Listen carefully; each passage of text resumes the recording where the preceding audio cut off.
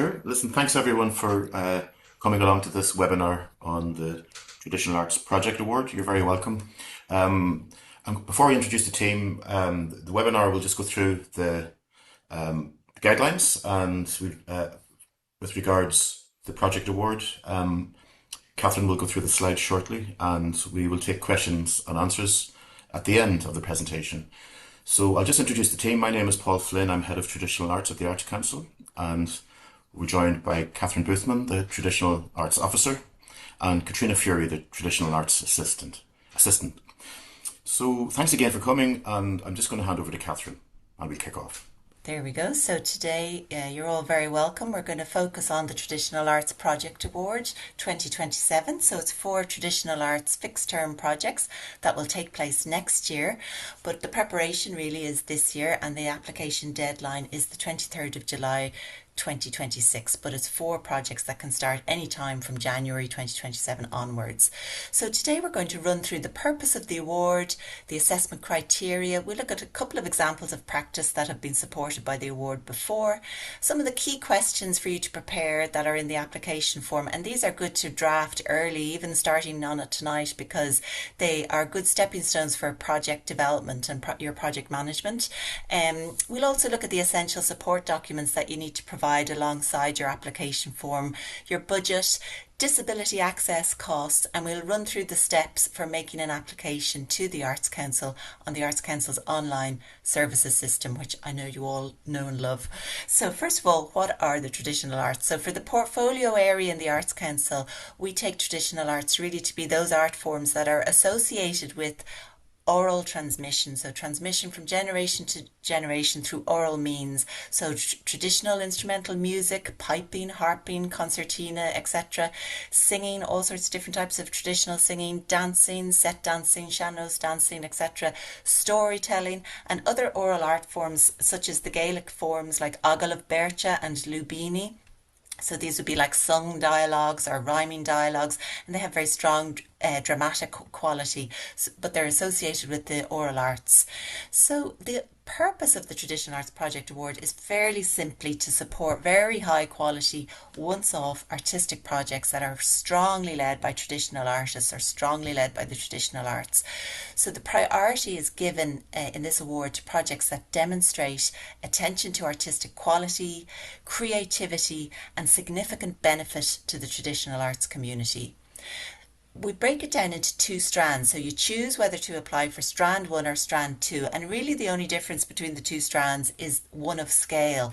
So strand 1 you can request up to €20,000. So say for example you had a project that's going to cost you €30,000 to make, and if you had €15,000 coming in from other sources like perhaps ticket sales or workshop fees or support from other partners, you would then be applying to the Arts Council for €15,000. So you'd be under the €20,000 ceiling there, and you'd apply for strand 1. Strand 2 is for larger scale projects, and you can request up to €80,000. That's very rare an application actually requests the full ceiling, but we have that high ceiling just to kind of create the option that if a very strong ambitious project that's large scale comes in requesting that amount, that there is scope for it, that it might be a very impactful project. But it's the larger project strand, so strand 2 is suitable say for a project that might be costing you €45,000. So in terms of the objectives, flipping back to that now, in strand 1, these small to medium scale projects, so they are expected to be ambitious and high quality in artistic terms. They can be suitable for projects that are strongly artist led, very strongly creative, developing new work collaboratively. They can be good for providing artistic opportunities for traditional artists, or projects that are exploring and presenting local and regional practice. The larger scale then, very good for ambitious and high quality artistic projects. They have the potential to make a significant and lasting impact on the traditional arts landscape. They're led by artists with a very clear, demonstrable track record in professional traditional arts practice. Maybe you've got production experience, you were able to work at a larger scale. That can be good for the strand 2. Strand 2 projects, just to give you a sort of a flavour then, they can focus on producing a work, an event or a project for a sizable audience, maybe stretching the boundaries in terms of audience. They're involving highly creative performances, a broad repertoire, working with expert practitioners, and maybe supporting artists to work in new, different ways, maybe devising or collaborating. So across Strand 1 and Strand 2, the Traditional Arts Project Award, it really welcomes a very wide range of activity. So we give a whole list in the guidelines of the, potential proposals, how they might be characterised, and you might identify with a few of these, within the one project. So potential proposals could be those that involve the creation or the presentation of new work. They deliver significant development opportunities for practitioners. Maybe they have an emphasis on archival material. Maybe they have an emphasis on audience development or professional or artist development. Perhaps they could be oriented on repertoire that could be new to a particular audience, and that could be across the different art forms within traditional art, so music or dance or Agalav Bercha, for instance. Maybe they're offering a unique experience in a particular context. So that could be a social context or context relating to setting, like a healthcare setting or children and young people, or it could be an artistic context, perhaps the discovery of a new manuscript. Strand 1 and Strand 2, again, across both areas, your potential proposals could be bringing the traditional arts of all genres to new contexts or new audiences, or maybe looking at new avenues for engagement. They could be high quality projects that demonstrate a very imaginative curatorial approach, or they could be showcasing traditional arts and maybe to, with a significant reach, like to a national audience or to an international audience. So just to reiterate, it's open to a very wide range of practice, and that is so it is open to the imaginative proposals of the artists, and to you, because you know very specifically the kind of work you want to do. You're artistically very knowledgeable of the context, and you'll be proposing a unique kind of a project. So the only restriction really to note is this award is not for recording projects, because we have a standalone recording and publication award called the DESH Award, and it's not for ongoing year-on-year programs such as weekly classes or tuition. So who can apply? Well, yourselves, like individual traditional artists, groups of individuals who are working collaboratively for the purpose of the project, or who might be in an ensemble of some sort or a group. Organisations, so it could be an arts organisation or an organisation with a track record of traditional arts, and you must really show that you have that track record, but there's plenty of ways to do that in your CV, showing your practice as a traditional artist, or if you're an organisation, and even if you're not solely an arts organisation, you would be showing that you have a strong track record in the traditional arts. So there are some organisations that cannot apply. So the arts organisations that are in receipt of the big grant programmes from the Arts Councils, that's like strategic funding, arts grant funding, arts centres funding and partnership funding. So partnership funding would be local authorities or Alina Gaeltachta, so very important organisations, very engaged with the arts. So they can't apply, but they can make great partners for you. So they can come in as partners for particular projects. And then there are some organisations that get funding from other sources in the Arts Council that are able to apply, such as festivals. So it can be a great way for festivals and artists to work together on a new initiative, a fixed term project. Great. So looking at the assessment criteria, just to have it at the back of your minds, we have this all laid out in the guidelines for applicants, but just to highlight some aspects. So the three main pillars of assessment are really artistic quality, how the proposal meets the objectives of the award, and feasibility. So feasibility, for example, can relate to artistic feasibility. For example, if you were doing a dance project and it was all about percussive dance and you were interested in Appalachian dance as part of it, the assessor would be checking, well, are there Appalachian dancers involved in the team, or people who are very knowledgeable about it? So that would be a question of artistic feasibility. But then there's also production or project feasibility. So that would be, for example, if you said, well, we're going to be rehearsing in Longford for three days. The assessors might check, well, actually, have you got somewhere to rehearse there? Have you got a partner in Longford who's actually going to provide a space for you? So is it feasible? So just to give to break down one of the examples then of these pillars of art of assessment, we'll just look at the artistic quality. So again, this information is more detailed in the guidelines, but just to give you a picture. So when the assessors are looking at artistic quality, they're going to be checking it against a number of things that are published, so you know what they're checking it against. The quality of your idea, your track record, so you can demonstrate that in your CVs, you can demonstrate it in the artistic samples provided, the ambition, originality and competency that you're demonstrating in your proposal, innovation, experimentation and collaboration. So remember, even if your project is very focused on the pure drop and very traditional repertoire and it could be extremely strong, you still might have a very innovative element perhaps in terms of approach or collaboration or participation or reach. So don't be worried when you see words like innovation or experimentation.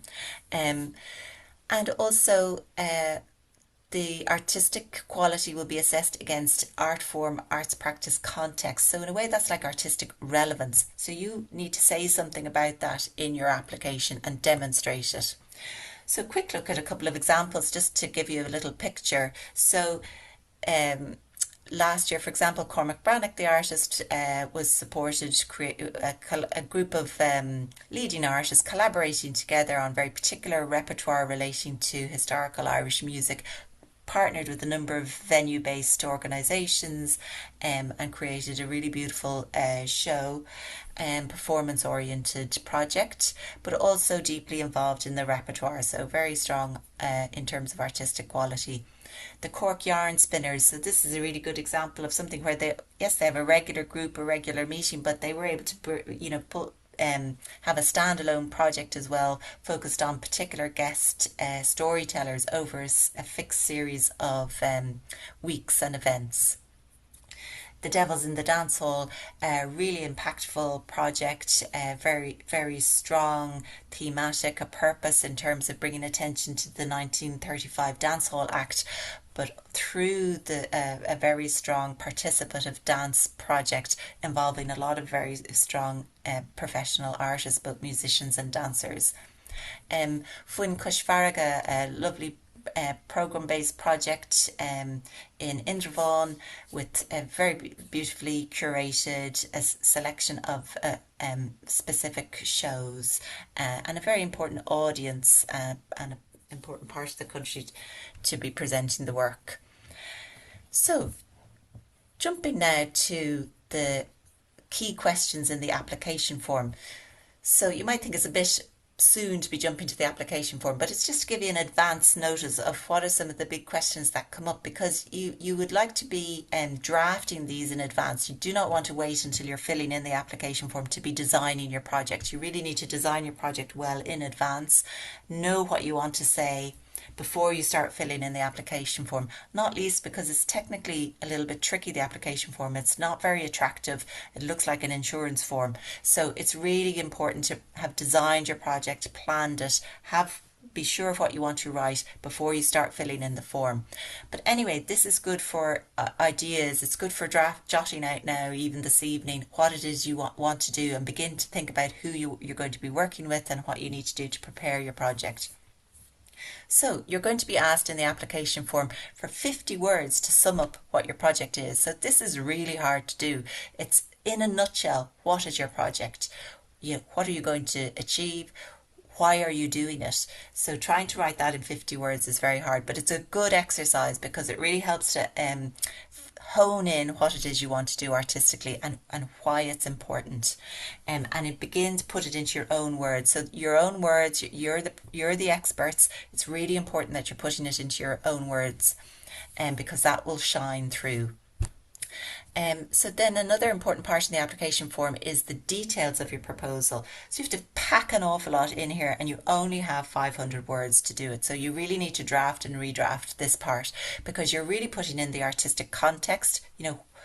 What's your jumping off point for this? Why are what's the context that you're doing this in, the artistic context or otherwise the community context, etc. Your artistic goal, what is it you're going to do? It's going to have a name, it's going to have a date, things are going to happen. And then all the detailed activities. So you might have a series of different activities under the umbrella of one project. You might have creative activities, you might have workshops, you might have performances, you might have interviews, you might have community engagement, you might be looking at archival material. So you're really spelling out in a short space on an application form very concrete details. You also need to say something about your project team. Who are the other artists? Who are your partners? What is the schedule? What is the sequencing? And all the other information that you want to include. So really, from now, you're thinking in terms of who, what, why, when, and the why is very important because that is the artistic why. Why are you doing this project? You'll also have a little section on the application form, which is where you have to say how you meet the artistic assessment and the assessment criteria. So a common problem in applications is that people just repeat what the assessment criteria is here. They might just say, my project is of high artistic quality and it is feasible and it is of benefit to the tradition. Well, that's not enough. You need to actually demonstrate through what you're going to do that you're actually meeting that criteria. So to go back to the Appalachian dance example, you might say, well, I brought together this crew of dancers and that shows the artistic feasibility of being able to address the theme that we're looking at in this project. So you're demonstrating in this section, but again, it's very hard to do because you've only got 150 words, so you really need to practice it and draft it. Then there's a nice section on the application form, which is also very good exercise for planning your project because it's the key activities and you list them. So this is a really nice thing to draft and redraft, and almost it might be the first thing that you do this week or next week. It's because you can visualize what it is you're going to be doing. So you're listing the key activities, you're listing the locations and the start and end dates of each activity. So you might have a period of time in Longford doing something, you might have a period of time in Mullingar doing something. So by listing out the different activities, the creative elements, the developmental elements, the public facing elements, it really helps you visualize what it is you're going to do, who you need to contact, what you need to firm up before you make the application. Likewise, there's a bit in the application form where you list all the people involved. So these would be like your key artistic individuals, the key artists involved, but you might have others. You might have a producer, so you'd list them. You would list any partners. You might be collaborating with the language planning committee, for instance. You'd list them. You might be collaborating with a healthcare setting or a festival, so you'd list them and you'd summarise their role in the project. But also that list is very good because you need to contact all those people before you make your application and make sure that they're involved in the planning and are committed to the project. So that's part of your project planning. And this also has another very practical purpose when you're preparing your project, because this is an extremely competitive award, as are all the Arts Council awards. It's very, very hard for artists because people are coming with really, really excellent projects, but the awards are very competitive. So even a very, very good project may not get funded. So it's very good to have a plan B. So if you've done in-depth project planning, you could be discussing with your key colleagues or your partners, what is your plan B? Do we do a smaller scale? Do we do a little bit this year and try to do a further bit of the project next year? So it's very, very important to have those conversations in advance of making the application. And then I just want to draw attention to the disability access costs. This is in the application form as well. There's a little section where you're asked to say, are you applying for disability access costs or not? Some people leave this bit empty, but actually it's very important to say yes or no. So you're requesting personal disability costs, yes or no. Are you also logging audience disability costs, yes or no? So I'll talk a little bit further about disability access costs in a second. Just another important part of your application form, again to start sort of drafting, jotting out, because it can help you plan, is your budget. So you're thinking about your costs. So they could be you'll definitely have artist fees, for example, but you could have other costs, production costs, you could have some travel costs, etc. So you're combining, planning what it is you're going to do. You're thinking, visualizing your activities, and then you're visualizing what are they going to cost, what things am I going to be able to bring to the table, what things have a value but don't cost any money, but what things are going to cost money, and how am I going to get the money for those things. And then you also be thinking, as well as your costs, you'll be thinking of your income. So you'll be thinking, are we going to charge for any aspects of this? Do we need to start projecting what the income is going to be, calculating that, and calculating it on a feasible basis, realistic basis, so that you can say, yes, that is going to actually contribute to the costs of the project, and it's income I can more or less rely on. I know the number of seats, or I know the festivals that we're going to be partnering with, or etc. And then the amount you're requesting. So you also think about how much are you going to be actually asking the Arts Council for. So you'll be going over the budget many times, as you plan your project, and as activities change and morph, and numbers of people involved change, before you pin it all down. So just going to say a little bit about in-kind support, because you'll see this term in-kind is referenced all over the place. And it's basically where you have something, an item that's part of your project that has a value, but it's not going to cost you any money. So a typical example might be a space. Like, say if you're doing your dance project and you need a workshop space because you're doing learning and creative work among the Sean-Nós dancers, for example. They might be working together. They need to do it in a space. But perhaps an art centre is providing that space to you, and that's a real valuable asset to have. You need it for the project, and it really has a value. And but they might be giving it to you because they want to invest in you as artists. So what you would do in that case for your budget is you say, okay, this has a real value. I'm going to put a financial equivalent value on it. If I was renting it, it would be €500. So what you do is you put that in as a cost because it's necessary for your project. It would cost you €500, but you write that it's in kind. At the same time, you write it into your income part of your budget because the art centre is giving you that, and you write it in kind. Art centre workshop space, €500. So there's no cash actually changing hands here. It's not like you can use the cash for something else. So you put it into the costs and your income, and then that €500 cancels each other out, and it contributes to your balanced budget. So briefly then, to talk about disability access costs. So this is something we've been, I suppose, advocating and working towards for a long time in the Arts Council. So it's really great that we actually have started it now the last couple of years. So the strongest area here really is around personal disability costs. This is where, for example, as an artist, if you're an artist with disability, there might be additional costs for you to actually make the work or to participate in the project. So an example might be you might need an access support worker with you, or for some periods during the project, for example, for traveling. So that would just be one example, but people will know themselves, obviously, what the need is and what the costs are. And it's important to select that if you do need these, you select that you're applying for personal disability costs, and you provide some extra supplementary information about this. And the important thing to know about the personal disability costs is that they don't come out of the Traditional Arts Project Award budget. So they can be additional to what you're requesting within the ceiling of the award. So they come from another budget, which is great because it's slightly moving towards a bit more rights-based there. Now, on the other side, the audience disability costs, we're encouraging people to identify them, but these costs have to come out of the Traditional Arts Project Award. So really you're integrating them into your audience or your participation costs and plans anyway.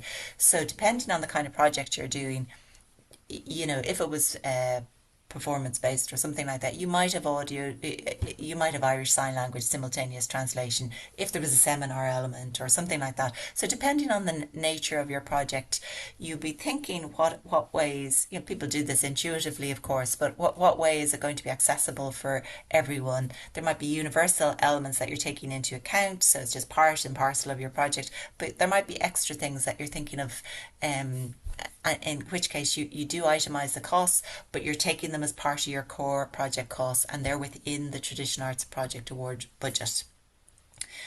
So another very important thing to start preparing then is your support documentation. So as well as your application form, you have to provide a load of additional support material. So it's really important to start preparing this earlier rather than later, so it's not too flustery for you, but also it's really good for the project management side of things because you're getting everything in order, and it's also it's not just paperwork, it's also evidence of the relationships that you are building for this project. So CVs, these are really important. You put in your own CV, or the organisation, information about the organisation that's applying. You put in the CVs for the key personnel, key artistic personnel. So again, the Appalachian dancer, their CV would need to be in there to show their track record, and the assessors can say, oh yeah, this person really, this team really is a great team. They can really do what they say they're going to do for this project. You don't need things like your leaving cert or anything like that. It's really about your professional artistic practice and knowledge, etc., that you're bringing to the project. Then you might also, you'll definitely be providing artistic samples. Again, these are really important. Think back, the assessment criteria, artistic qualities. So it's really important that you're able to show this. It's showing the quality of your work per se, your ability, but it's also maybe showing the jumping off point, and also crucially some samples that are showing work in progress. So the Traditional Arts Project Award is not just for a good idea. You're really showing that you've developed some work already that's relevant to what you're proposing to do. So that could be, some artistic development. You're not starting from scratch on the artistic side of things. So you might show some samples of what you're talking about that you're going to be developing more on. Saying this is just an idea we'd like to do. You're kind of showing that you've already engaged a little bit with it as an artist, and that you're in a strong position to really jump off and do this project in an in-depth, creative way. So other important support documents, so this is more on the project management side of things then. These are the letters and emails from key artists and partners that are going to be involved. So if you say, oh yeah, I'm going to be working with CMAT, you really have to have a letter from CMAT saying that she is going to be involved, and in her words. So it's showing that you've already been speaking to each other. She's actually contributing to it, and this adds to the feasibility of your project as well. Also with partners, for example, if you were a group of artists and one of your partners was a festival or a couple of festivals, you would need a letter from them, and we'd even advise a memorandum of understanding. It doesn't have to be very long, but it's a very good way to hammer out, who's doing what, so that there's a real clarity of expectation, and that can be very productive, and it can be very good for developing relationships, even, but it's very hard if you're leaving it to the last minute. So really try and think of these things in advance and start lining up your support documentation. Also, we say you must have, if your project has a public facing outcome, you should have a public engagement plan or a marketing or dissemination plan. If it's something you're going to be selling tickets for, you definitely have to have a marketing plan. If it's not sales based, but it's about reach, what's your dissemination plan? So even though some projects might be quite internal looking and creative in some ways, in general, they tend to all have a public facing perspective. Even something that's very developmental, there might be some performance or some engagement. So, or even something that's very community oriented and very participative, and like say an archival project of some sort. Really, you should spell out, all your ambitions around public engagement and how you're going to go about it. And then a very important thing for strand 2, you must have an additional detailed budget. So this is in the format of a spreadsheet. It could be like a production budget. So really you're spelling out every single thing, that you're going to be spending money on, and you have it very well worked out. Nobody is forgotten. And this is in addition to the summary budget information that you would provide in the application form.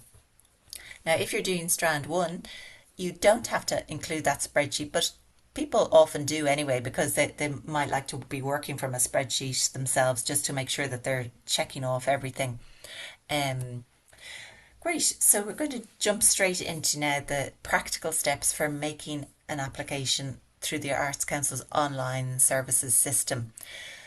So first of all, how do you get to the online services system? So it is a separate site, but you get to it through the Arts Council's main public-facing website. So you click on the main website, you go to the Apply for Funding menu item on the main menu bar, and a page opens up that says Apply for Funding. And you'll click on the phrase there that says Visit our funding portal, online services. So it's quite hidden in that main public-facing website, but that's where it is. And of course, the website is, you can look at it through Irish. You can also do all your work through the online services system through Irish, and Crumid Fultamore Riv Irtus Trí Gaeilge. So this is what that online services site looks to once you click into it. And the first thing you need to do is make sure that you have an account on it. So you might already have an online services account, and in which case you will have an Arts Reference Number, ARN number, and that's like your file number in the Arts Council. If you haven't made an application in a couple of years and you can't remember what that is, don't worry, just contact us and we'll get it for you. If you're not sure if you have an Arts Council reference number, or if you think you might have set up an account previously, you can check with us there as well, and that will save you duplicating. You might just need to update it. But if you're new to applying to the Arts Council, you'll have to set up one of these accounts. So it's important to set that up straight away, because it can take, our record manager has to kind of corroborate it and everything. So we say it can take up to 5 days. Now usually it takes 2 days or something, but we say it can take up to 5 days just in case there's a flurry of requests for new accounts. So again, if that's something to sort of do straight away, so it's not something that worries you later on. So once you're all logged in, you'll see 2 tabs in front of you on your home page in your online services account. So there's the My Funding tab and the My Applications tab. So for the purposes of making an application, click on My Applications and scroll down to the bottom, and you'll see a button that says Make an Application. So click on that. Then it'll move you forward to a page which asks you to select the award that you're applying to. So from tomorrow, you'll be able to see the option for the first of all, the Project Award 2027, and then another drop-down menu that will include the Traditional Arts Project Award. So you'll be selecting the Project Award and then the Traditional Arts Project Award, and then you'll give your own reference, some sort of memorable phrase for yourself for your own application, like the name of the project or even the working title of the project. And then you're going to click on a button that allows you to download the application form. So this is really important, because the guidelines or the rules for applying, they're available publicly on the Arts Council's main website. Anybody can access them, but the application form is restricted. So you must have your online services account to download the application form. And think a little bit in advance where you're going to save it to on your computer, so it's going to be easy for you to find again. So you'll download the application, you'll save draft. So what you're saving there is the draft of your online application steps so far, because you're going to be going offline for the next bit. So when you're offline, you'll be working away on the saved application form. So this is just a flavour of what it looks like. Again, it's not a friendly looking document. It's very bureaucratic looking. So this is one of the main reasons we say make sure you're designing your project, planning your project, drafting what you want to say before you start filling in the application form, because there's a few fiddly things. You have to click into these grey boxes to type, and there's also very severe word counts. So it can be very upsetting for people trying to design or wordsmith their proposal in the application form. So it's really good to do it in advance, and then you're confident about what you want to write. So you can see there's small sections like general information. You put in your name, your ARN. Then there's the elements that I spoke about earlier, a little section for the summary of your proposal. In a nutshell, what are you going to do? Also, there's a section for the more detailed proposal. That's the 500 words. There's other elements as well. And then there's the budget. So while you're working offline then as well, working on your application form, maybe coming back and forth to it, you're also preparing your support materials. So you line them up in a nice folder on your computer. So you'll have your CVs, you'll have your artistic samples. You might be using a Word document with YouTube links, and that can be very handy because you can type in a little bit of information about what what are we looking at here? I'm showing you my fiddle playing, or I'm showing you a work in progress that is going to form part of the jumping off point for this next project. So it can be quite useful using a Word document. And even if you provide MP3 or MP4 files, you might provide a Word document as well, just to describe what these samples are. And that can help focus the purpose of them as well. You'll also be providing your detailed Excel or spreadsheet budget if you're applying for Strand 2, and all your letters of confirmation. So these can be emails, but they must be they must be real and corroborate the information that you're providing in your proposal. And also, if you're applying for disability access costs, you'll be providing a supplementary document with the details about that. So just to make it easy, of course, there's a limit on the amount of material you can upload. So it's tricky. We're asking you for a lot of supplementary information, but there's actually a limit in terms of the weight you can upload. So 40 megabytes. So that is tricky. So you're thinking about, okay, I'm not going to put up very big photographs, for instance, because they're going to be very heavy attachments, and it'll use up all my megabytes. Great, so when you have everything ready on your computer, you're ready to log back onto your online services account. You're going to use your ARN to log back in, and you're going to click forward in the steps, your online steps for making your application, and you're going to go to the next page that you need to fill in information. So this is just summary budget information. So this will basically mirror the budget information you've put into your application form. If you're a Strand 2 project, it'll mirror also the summary information extrapolated from your detailed budget. So how much money you're asking from the Traditional Arts Project Award, what your total project income is going to be. So say the whole thing is going to cost 45,000, or what your total expenditure could be 45,000, your total income could be 15,000, and you could be requesting 30,000 from the Arts Council. And save the draft. So again, what you're saving there is these sequential pages on the online services application process.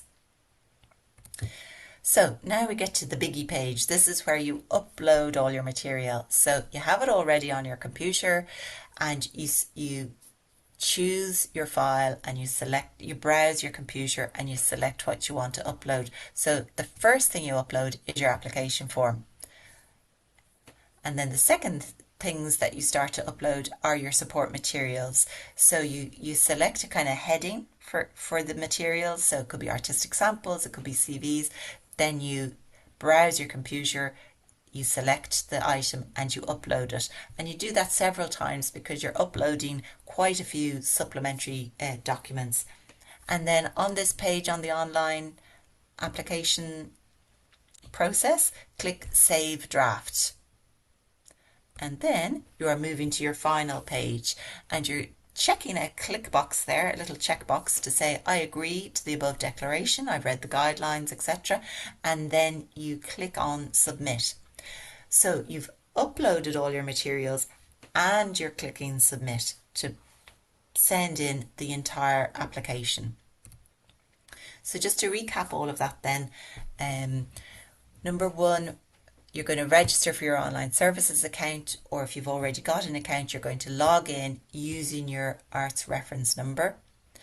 You're going to go to the My Applications tab. You're going to click on Make an Application, and on the next page you'll confirm your contact details are correct. Then again, on the online application system, you're going to choose the funding program that you want to apply for, and you're going to download the application form onto your computer, and you're going to save draft where you are in the online application process.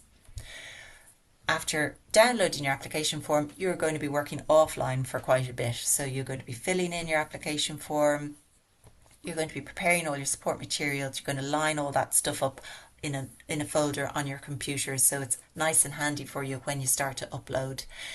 When you have everything, your project is planned, you have everybody's agreement, you have all your support material, you can log back into your online services application, you can continue the online application steps, and you're going to be putting in your summary budget information, and you're going to then upload your form and all your support documents, and then you're going to click on the declaration box and you're going to click on submit, and you will get a confirmation note to say that your application has been received.